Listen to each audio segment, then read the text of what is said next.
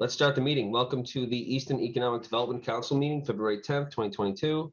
And as a matter of confirming quorum, I'll just go around the room, and if you could say here, I'd appreciate it. Danielson?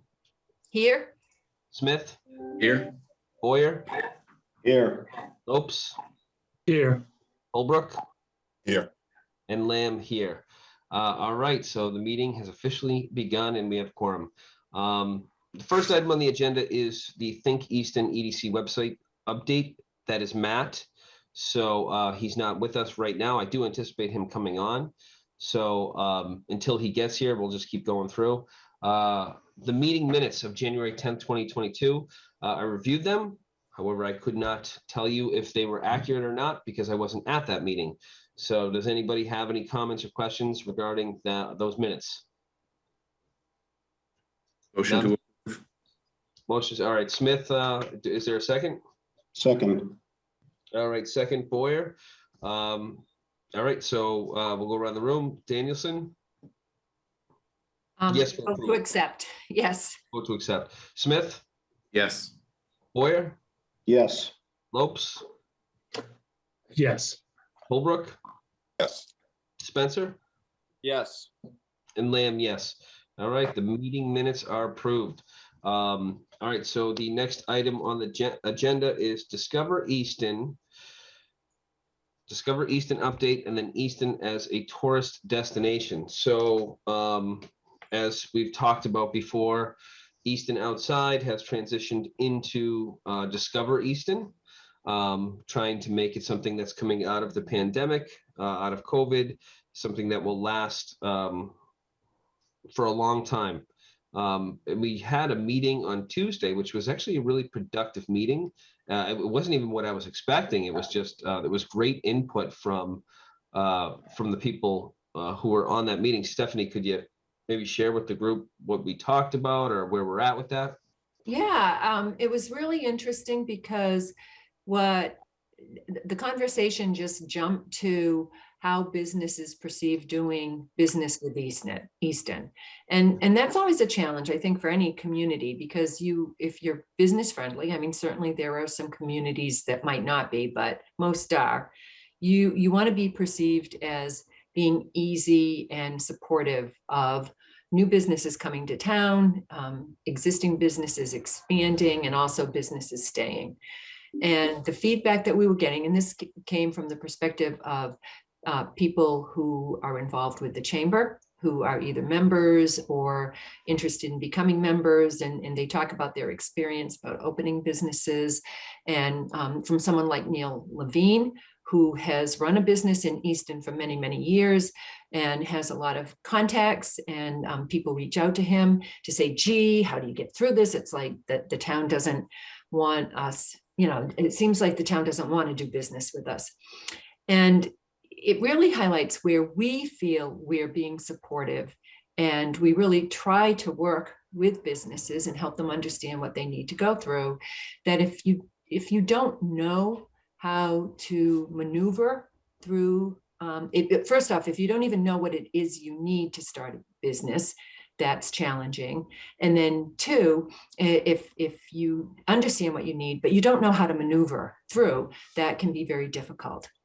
And some of the members who've been on the board for a while will recall that we had put together, several years ago, we put together a doing business in Easton guide that was probably rather daunting, and while it was very accurate, could be a little overwhelming for someone. It had flow charts, and the idea was, if you're doing this type of business, here are the things you're going to need, but you had to go down through the flow chart.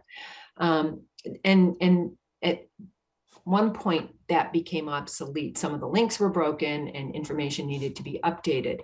And my department had published kind of just a checklist of the different departments and the types of applications or permits that you would need if you were opening up a new business or expanding your business.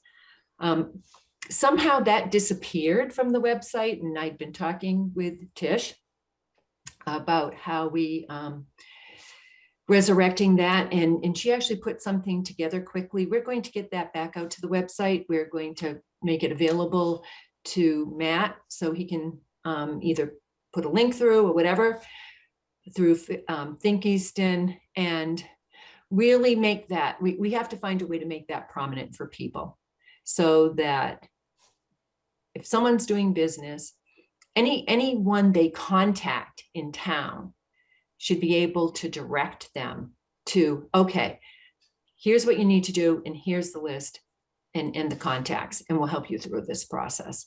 I know when I get calls from people, I try to walk them through everything so that they know what they need, but people don't always, they don't know where to start. So that became something we really needed to, we really need to focus on. And we've kind of known that for a while.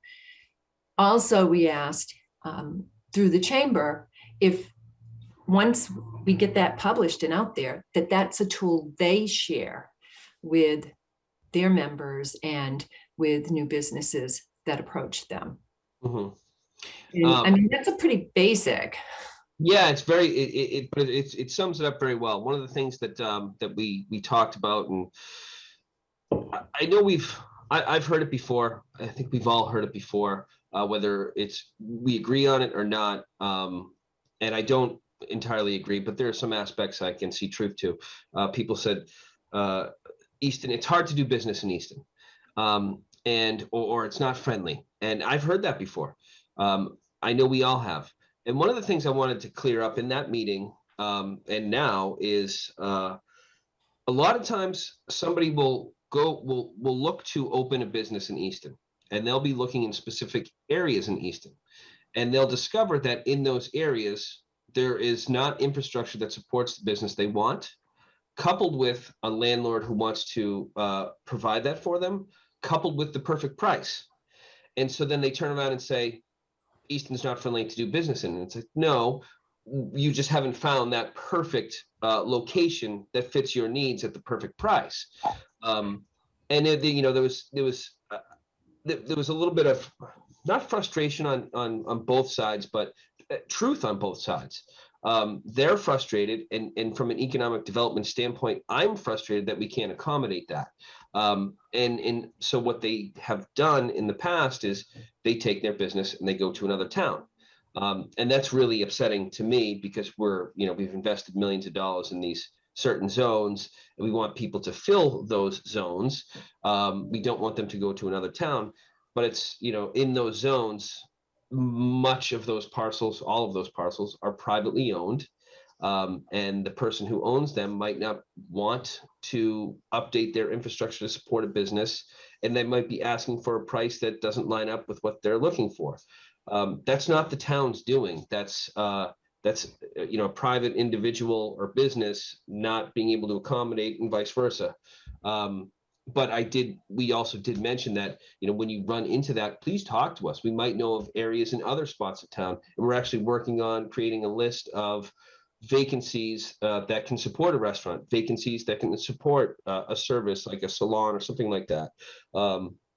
There's not a massive driver for office space in Easton right now. But there is a massive driver for restaurants, or for those corridors, those three economic zones to be filled in. And we want to identify in those three zones what is vacant, and in those vacancies, what can that vacancy support? So that was it was completely unexpected. The conversation had turned in that direction, but I think it was incredibly beneficial, and we'll have that information hopefully in a month. Which we'll be able to then share with the public. Hey, these are vacancies in these areas of towns, and they can support X, Y, and Z. Who's interested? So I thought that was really, really beneficial. Does anybody have any comments or questions in that vein about that? Mark, was the tone of Easton not being business friendly more of a, direct contact with folks within the town, or was it just in general the town isn't set up for, certain types of projects that we're looking to move forward, or certain types of businesses? Because they're it's a very different narrative. If it's, Easton as a whole isn't business friendly because we're reaching out to the town hall, and nobody can get me the right person on the phone to talk to, that's one thing. If it's, hey, I looked at a property and it's not set up appropriately for the business that I'm looking for, that's not necessarily being anti-business or Right. tone deaf. It's just really the both. You're reality. opposite, right, Dan. So here's the thing is, the word friendly is used in different contexts. Yes. Yeah. Yeah. Sometimes We it's should used define that in context. appropriate context. So if you can't find what you want in the town of Easton, people say it's not business friendly. It's like, well, don't use the word friendly. Use the word Yeah. like, I can't find, or just say, I can't find what I'm looking for in Easton. But instead of saying that, they actually say it's not business friendly. And it leads people down a different direction that is not the truth. So we did also touch down on that. I take issue with misuse of the word business friendly because Yeah. sometimes Yeah. what you're looking for is not. But Dan, to answer your question, it's actually both. So you have people who aren't finding the property that they want, that can accommodate their business. And then there is people who do find locations that will support their business. Then they have a hard time navigating the system to actually get the business legit, so that they've crossed all their I's and all their T's. So, and they can be two different populations. But it's, each need we need to. Well, the main one that would be of high concern, I think, us as a group is us as a town, us as town government, as an agency, just don't have an open door policy where if there are questions, comments, concerns, they should know when to reach out to us. They should be able to get easy direction to you, Stephanie. And if that's happening, that's just a systemic issue that we've got to get under wraps, which I've never had an experience where we weren't reached out to and tried to come up with, the right points of contact, the right discussions going. And that's just a relation to us as people and committed to the town and wanted to see, businesses have every opportunity to be that in turn to move forward. But if that's the issue, that's something that we should really make a highest priority. All the other stuff around, business districts and what infrastructures where, that is stuff that's always in the works and improving. But, the general, perception always becomes reality for a lot of people. And if the perception is that we're not, taking the calls and steering people in the right direction to get, make a decision, that's a whole other issue.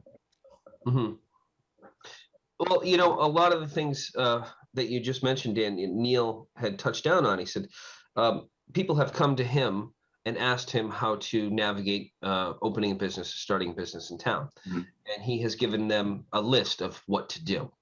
And they'll come back to him and say, it's not friendly, or I can't fit, it doesn't work. And then he'll go through it with them and say, well, did you do this? No. Did you do this? No. Did you do this? No. Well, it's no wonder why you're not getting anywhere, because you're not doing the prescribed things to do in order to accomplish what you're setting out to do. That's not to say they're all in the wrong. There's definitely room for improvement, 1,000%. But I think a lot of people, it's like they just expect that we will know that they're looking for something and reach out to them and reach out to them. Like, we don't know that. If somebody wants to open it, you got to reach out to us. It's like the people who say, I didn't know town meeting was on that date. Well, short of knocking on your door and saying, hey, town meeting is on this date, like I don't know what else to do. Yeah. If you want to be part of this, you have to reach out to us. I wish it was the other way around, but it's not. So Mark, a couple of questions, a couple items. First, would it make sense to set up some type of business concierge process, which would help people who would like to start a business in Easton, help them navigate, right?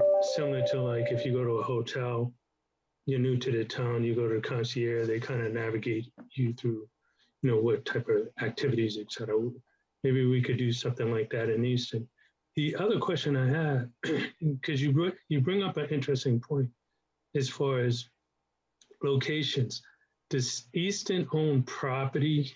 Do we as a town own property? If not, we do buy conservation land, maybe if there's opportunity to purchase property when it becomes available, not all property, but some property, so that we do have landing spots for companies who want to come in, and we will generate revenue too, because they will pay their taxes, or rent on those properties, and that would bring a revenue stream into the town as well. Yeah. Your first question about a concierge service, we don't have that, but I love where that goes, because a form of that I think is absolutely needed. And then your second point is the only properties the town owns is conservation land. Outside of that, the town does not buy up properties to turn around and develop them. You'd really need a redevelopment authority to be able to do that. And the question is kind of how much land would be available. Usually the way that's done, Chris, is you're looking at vacated properties, blighted properties, properties that might be in tax title. Mm-hmm. I mean, there certainly are some, but that's how that process works. I mean, so that would be something that would have to be discussed, and if the town were interested in establishing, and usually a redevelopment authority is not a town agency, as I understand it. It's a quasi-governmental agency, which actually works to everyone's benefit, because then they're not subject to the same stringent procurement laws that the town is, because that's another, that there is a very prescribed process for the town acquiring land and disposing of land, because the idea isn't that that's what a town does. It's usually disposing of land when you have surplus properties, either because, for example, you might be closing down a school when a new school opens, but a redevelopment authority, that's their job. That's what they do. Right, and those usually exist in cities or larger populations than what we have, with larger budgets. Mark, when it comes to having like a liaison, we have a Department of Economic Development, right? It's like preaching to the choir. So anytime Neil or anyone else in the community gets a call, I hope the narrative is call town hall, ask for the Department of Economic Development. Stephanie Danielson leads that department. We don't have a ton of people, but I'm sure that if you reached out and get a meeting scheduled, we can at least learn more about what you're considering and provide some guidance and feedback. We can't do the work for you, but we can definitely try to steer you in the right direction to help meet with the right parties. That's why we have this. That's why we established the economic development portion of our town. So we do have a liaison. I think we just have to get the messaging out so people know that you call that department, somebody's going to take the call, and you're going to get some feedback and some direction. Because honestly, I love the fact Neil and others are so engaged, but when it comes down to giving guidance for business, we should definitely have a direct link between that business person and this town. Yeah. You're absolutely right, Dan. Thank you for saying that. You're 100% spot on. I think we should maybe promote looking to start a business in Easton, contact the Easton Economic Development Council, and one of us will point them in the right direction, and in the process educate ourselves more on the process and where it needs to be fine-tuned. You were 100% right, Dan. Can we put a post up, Facebook post, and several posts and ongoing posts? If you're looking to open business, contact the Easton Economic Development Council. Well, we're here to help, something like that. I think you're absolutely right. Anybody else have any comments or questions in that? I just had one thing. So I think listening to everything everybody's saying, understanding the process, right? I think is something that's probably very important. And I'm just thinking about society in general, where we are right now, right? We're in an age where I think most people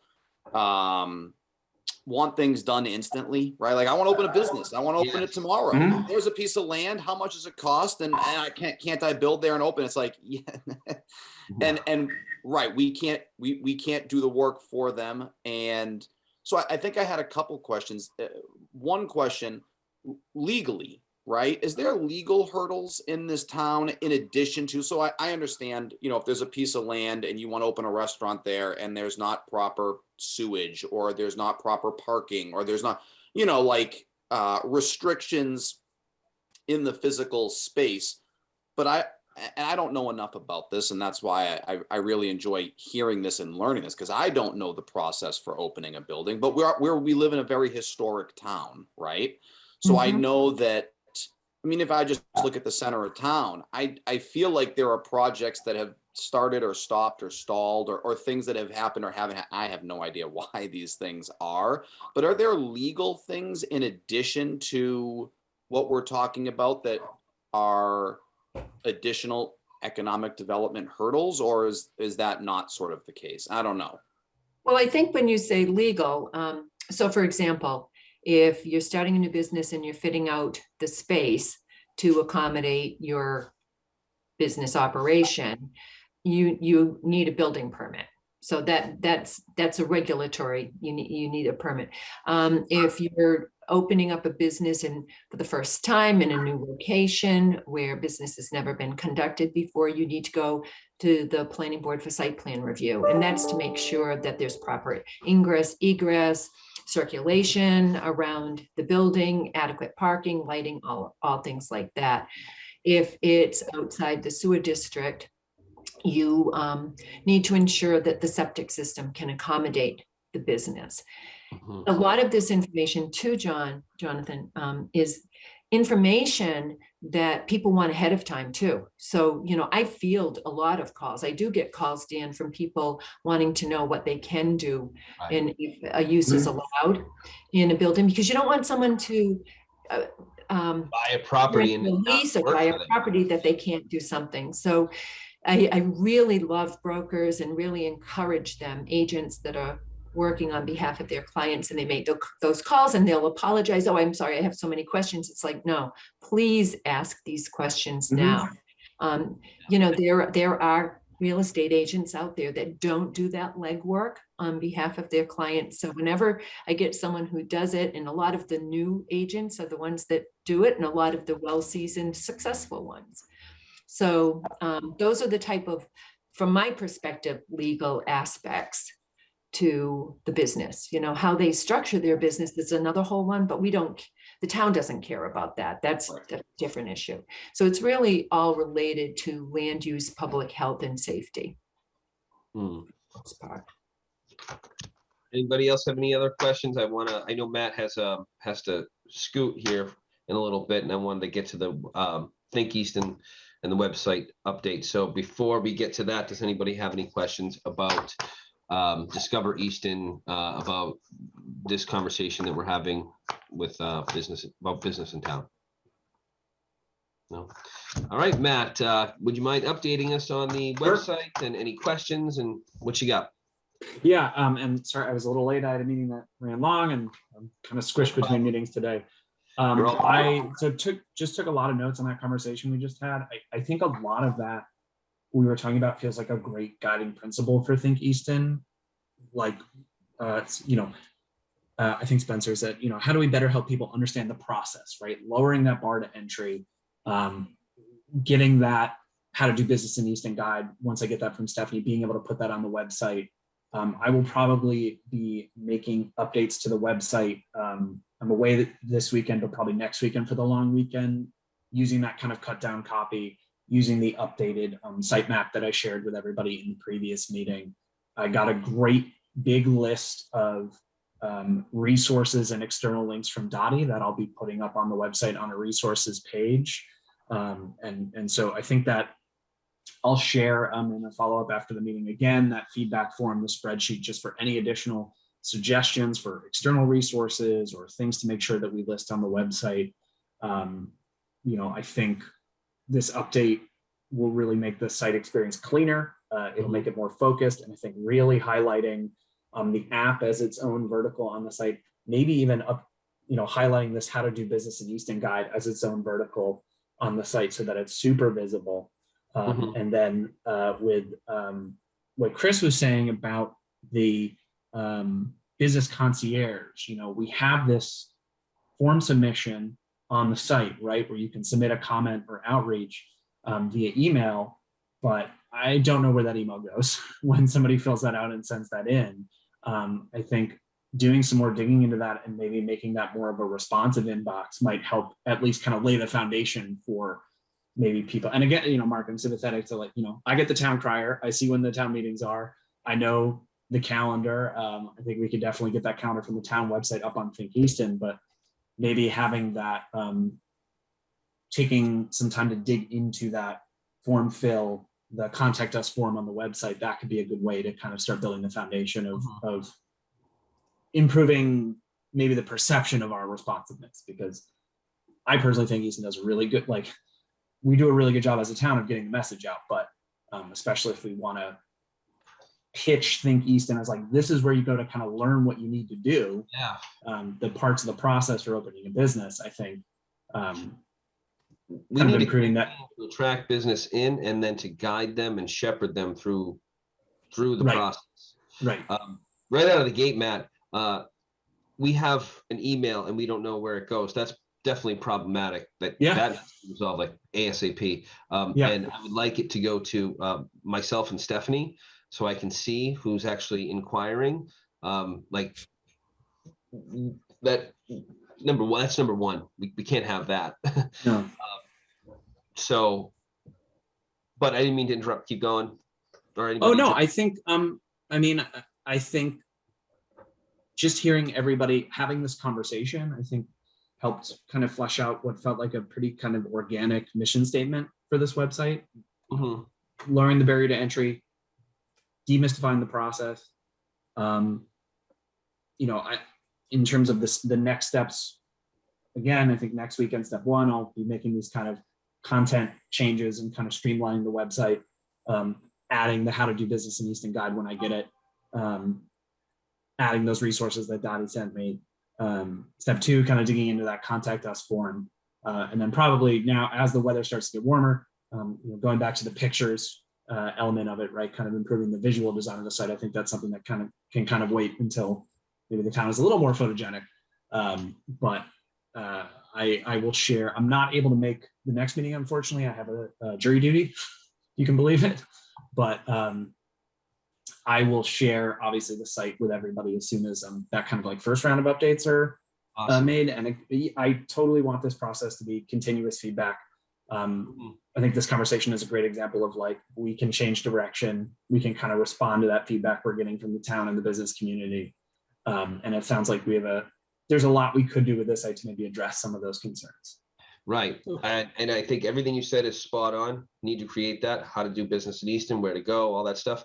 But that coupled with Stephanie earlier in the conversation, that coupled with what is available and what is its potential use.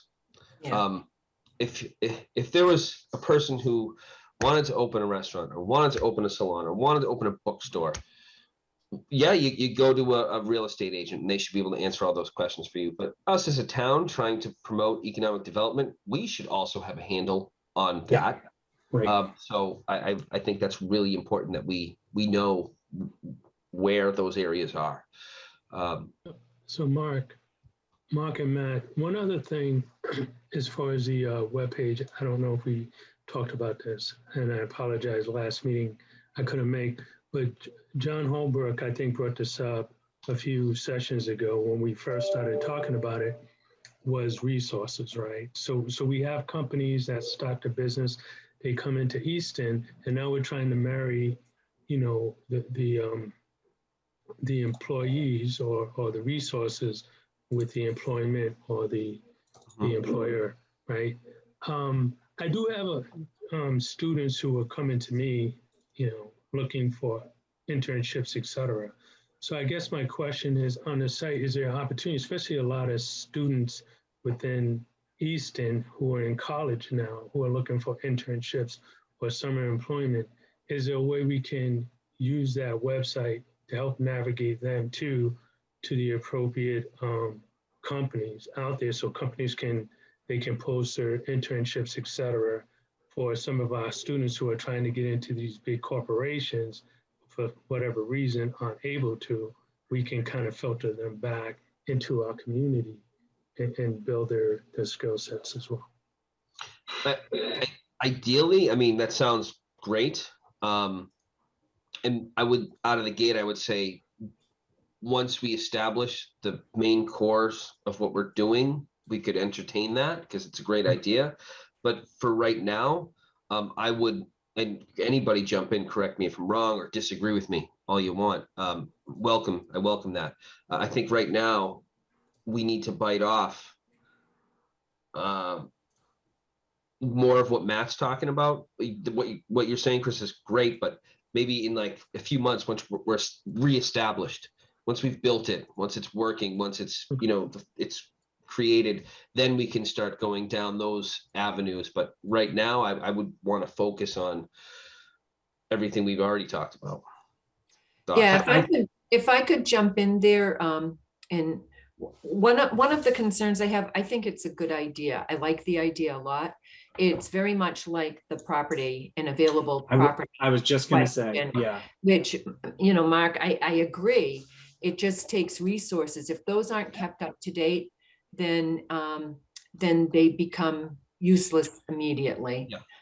And that's the problem we had with the trying to maintain a database of available properties, that, we don't have the staff to constantly be looking and seeing what's available and confirming it.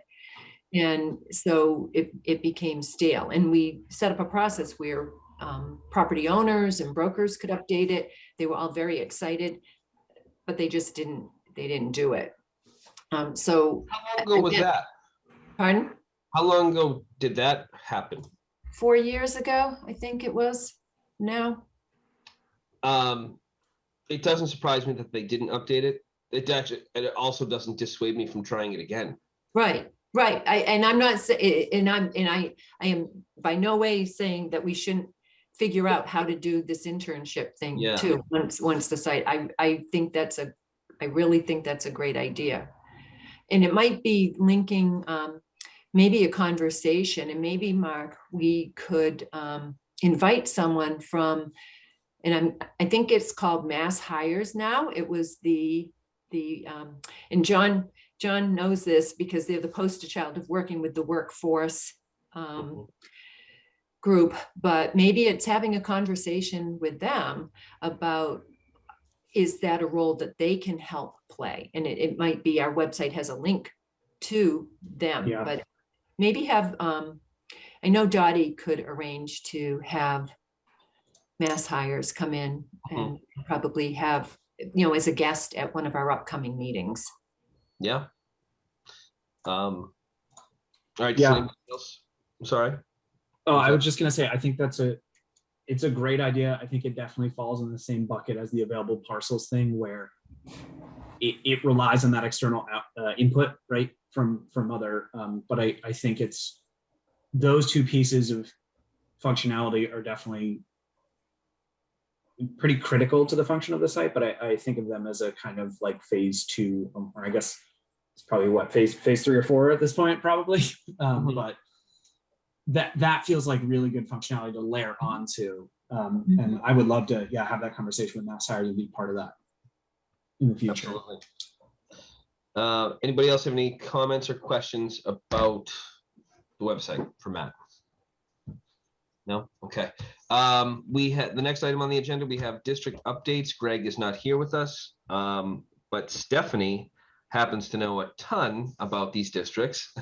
And when I say these, the districts, I mean downtown, Main Street, I mean Five Corners, and I mean Queesit, and any other development going in any other spot, but mostly those districts. Stephanie, any updates on those? I would just say, if people haven't realized this, the street improvements along Main Street, which were to redo the crosswalk that was constructed a few years ago and had deteriorated, was rebuilt, and a new crosswalk was added at Sullivan, or I think that's Sullivan Street at that point, across Main Street. All intended to help slow down traffic as well as make it safer for pedestrians. The sidewalk was widened to increase the opportunity for outdoor dining in that area and additional parking to add, I think we added maybe 1 or 2 spaces, but also to mitigate for the loss of space, parking space for the sidewalk expansion has been completed. So I think it looks really well. There were a couple of speed bumps that were put in. These were requested by the business owners. So I don't know if you've ridden along there. I think the first time you ride over them, it's a little bit of oh my goodness, but it really does slow down traffic and it's not that bad. So that's what's happening downtown primarily. Things are going well. And then the Foundry Furnace Village District, the new zoning that was passed there last year has really sparked a lot of interest, and you'll see that through the planning board's agenda. There's some new residences that are going in, which help add vitality to the district. And we've had several property owners within the commercial mixed use districts reach out and talk with us and have conversations. So think those will be moving forward. Okay. I know at I think on the planning board's agenda or previous agendas, there's what is it, a coffee shop going on, going in? Oh yes, thank you for reminding me. We haven't seen it in site plan review yet. So there was a new Starbucks that was constructed on Robert Drive. I haven't been out there. I keep meaning to go out to see if it's finished. I haven't seen anything for a certificate of occupancy yet, but a couple of months ago when I went out, it was well underway. Also, there's an old bank, a branch bank building. It looks like it's part of McGuire's Plaza. It actually is on its own separate, but we've been told that they're in the process of bringing a new coffee shop there. Mm-hmm. Yep. And it's actively underway. Mm-hmm. And I know there's interested parties in other areas of Five Corners that's moving along. I know Queesit, there's 2 anchor projects. There's Korea's Plaza. Hopefully we'll see some activity soon. And I know with the marketplace, there's actually dialogue. I don't know where it will go, but there's an open door right now. So that's good. Downtown, I haven't heard much of anything with the empty plots downtown. I wish I could say more or better things about those empty properties, but I can't. So my fingers are crossed that there'll be movement there. So that's the update. If anybody else knows anything about areas of town where there's development going on, speak now or forever hold your peace. All right, general outreach and support. Before we get to that, Mark, we spent so much time talking about Discover Easton, Outside Easton conversation and the website. We skipped over Easton as a tourist destination. Oh my gosh, yes, that's right. So sorry that I skipped over that. We don't have to spend a lot of time. This is really to kind of plant a seed. There was a grant that was available to help promote tourism in communities. And it was really kind of a fast grant. We didn't have time to really think about it and put something together. And I think we need broader support if we're going to apply for a similar grant in the future. But it really got me to thinking, and I've been talking with Dottie about this as well, with Mark, that I don't know how many of you know that the Main Street area around Shovel Works, the library, the H.H. Richardson buildings, the library, Oaks Ames Memorial Hall. It includes the little Cape House that supports the cultural district, as well as the Chamber of Commerce. That's all part of a designated cultural district. And the idea there is really to promote arts and culture as an attraction of economic development and growth for your community, and to attract people from not just within the community, but outside regionally, and then also nationally. Frank Menino, who I believe, he's not the president, but he's associated with the Historical Society, has told several people that Easton sees, and the word has been thousands of architectural students visiting Easton so that they can observe, see, learn from the H.H. Richardson architecture. We know that Stonehill has people coming in off campus, whether it's for training camps or it's parents coming in for a Parents' Day, orientation, things like that with their students. So there are people who are coming to the town, but they probably don't know about or appreciate all the cultural assets that the town has available, whether they're the historical structures, which really tell a story and tell a story about America's industrial era, as well as the open space that the town has with all the new restaurants in town. There are lots of very good places to eat. So it seems that working maybe with the cultural district management team and the Economic Development Council, that, and this is not a quick going to happen tomorrow or in a few months. This is really thinking about how do we market the town as a tourist destination place. And if that's successful, one would think that would also help be a business attractor as well. Yes. When you brought up tourism, to me, Stephanie, I thought, I've lived in this town for 41 years. Easton is not a tourist destination. But then I thought, well, why isn't it? We have so many amazing restaurants. We have so many amazing places to go, to walk, to see, to view, to tour.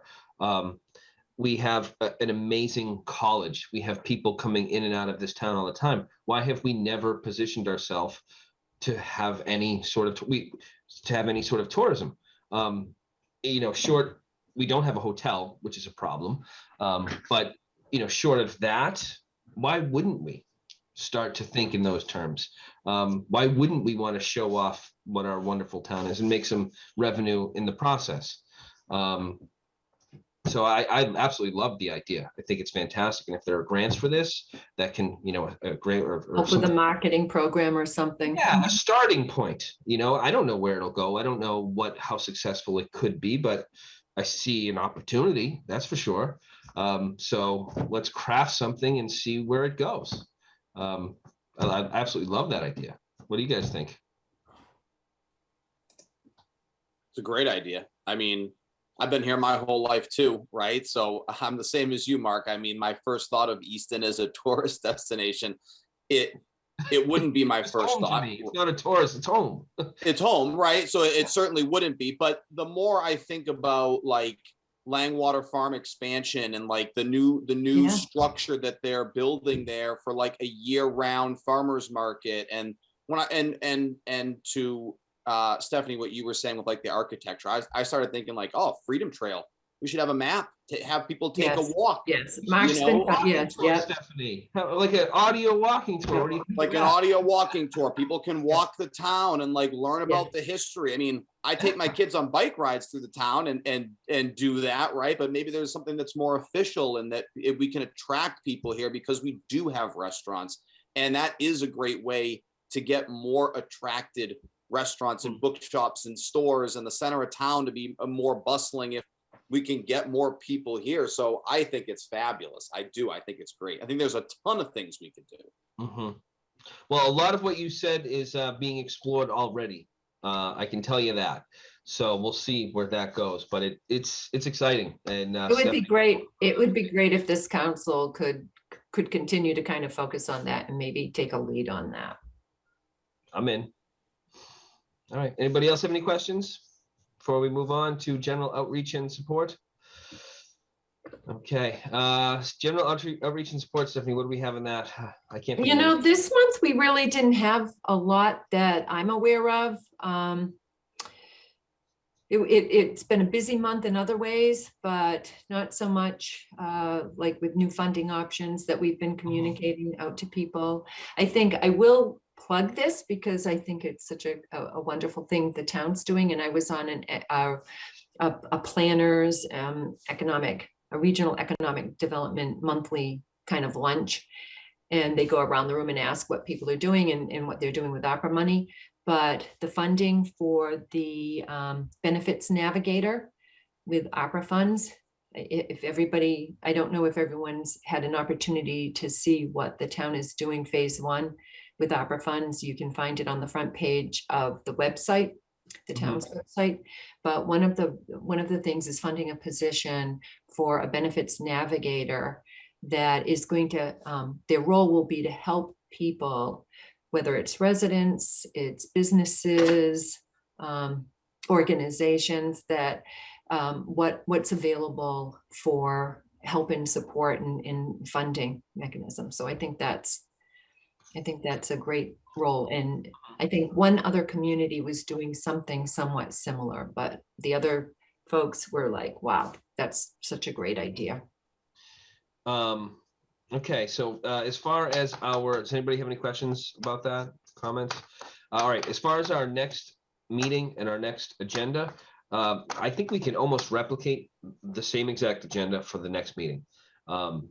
The only thing I would like to add is Easton as a tourist destination, some actionable items. So we broke the ice, we talked about it. Sounds like people like the idea.